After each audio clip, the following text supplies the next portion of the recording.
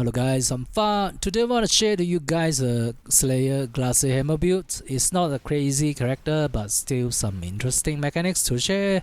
Why I think Slayer is good, because we have 3% more damage on Ascendancy, 44% more damage with 11 Frenzy Charges from Masterful Form, 15% more damage to close range from Impact, 20% more damage against unique enemies from Band of Legends, and Overwhelm give us 8% base critical strike chance that allow us to use any weapons that have low critical strike chance. So this build we have all of this, and we are stacking frenzy charges. Also equal, we are stacking endurance charges.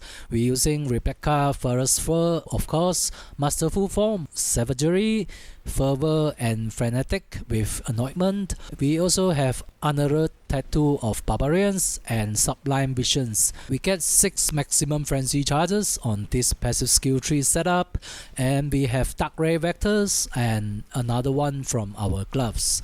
So we have total 11 maximum frenzy charges and endurance charges. So what can we do with this? This charges cluster, of course, it gives us tons of percent increased damage. We can use Ice Spike support, which give us 234 to 356 added cold damage, and also using Anomalous Endurance Charge on melee stun support, which give us 44% more damage and 22% increased damage. And we're also using Elegant Hubris Timeless Jewel. This jewel is huge. We have Supreme Ostentations, which allow us ignore attributes requirements. It gives us ton of space, and also we're using Impossible Escape to allocate Unwavering. I found 2 of Eternal Bloodlust Notable from Elegant Hubris, which give us 10% increased damage per frenzy charges. Endurance charges give us tons of elemental resist and also physical damage reductions. With Supreme Ostentations and Endurance charges, we are no attribute requirements for our gears and gems, so we can use all small attribute node for tattoos.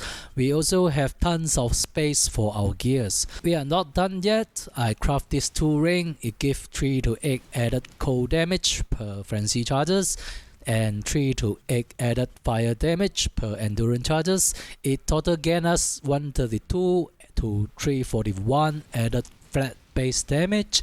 All of this damage help us solve the downside of FrostBreath.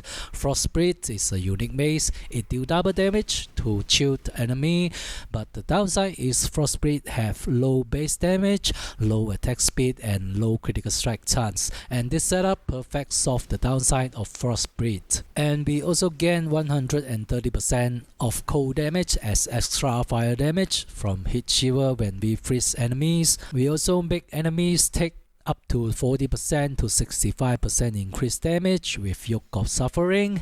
This amulet is good for any elemental build. We have to know the damage scaling layer. If you don't know yet, you can check out this video, link description below. Yoke of Suffering is always good result for this layer with elemental build. Chance of Emancipations for Rage. We have no other ways to gain Rage on this setup. We need non-war strike skill target 2 additional nearby enemies from our gloves. This modifier is very good for melee strike build, but still we have to swap gems, melee splash for mapping, and elemental damage with attack skill for Uber or endgame bosses. But we don't swap gems very often, and I don't do endgame bosses with this build yet because I have my Rider Modern Strike. I don't want to compare actually, but we are human, right? We will compare automatic. This is nature and I accepted it. So let's talk about defensive. We have up to 79% physical damage reductions, mainly from endurance charges.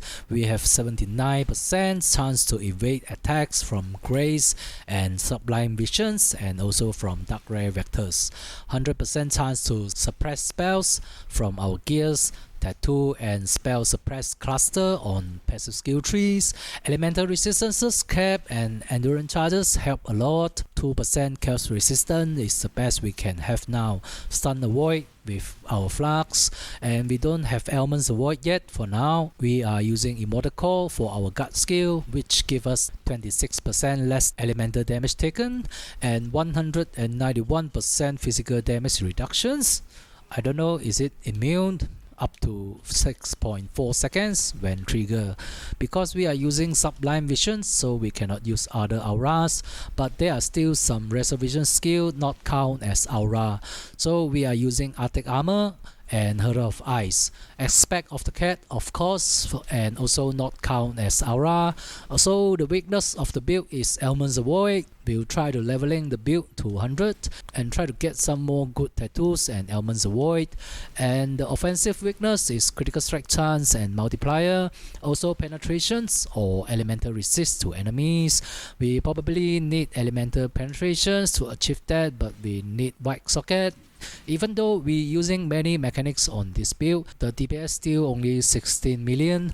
It's not bad, but cannot reach my expectations because the build is so expensive. I don't recommend that you guys to make this build. It's not worthy. Just take any mechanics you think is good for your build. For the mapping is quite smooth but not insanely good. It's just, you know, everything nearby you explode and die instantly, but still cannot reach the far target. So I would say 6 out of 10 for mapping. Single target is totally no problems when mapping. So this is the video today. Hope you like it and see you guys in the next one. Goodbye. One of my captives will manifest.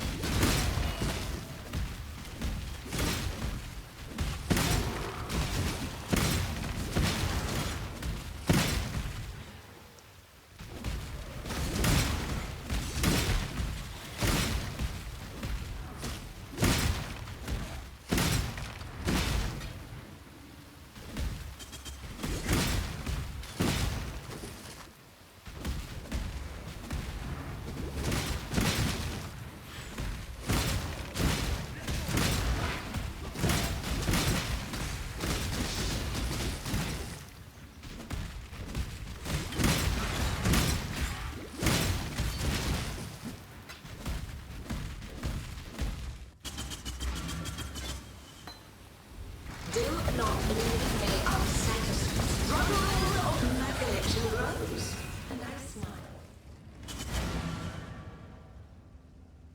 One of my captives felt no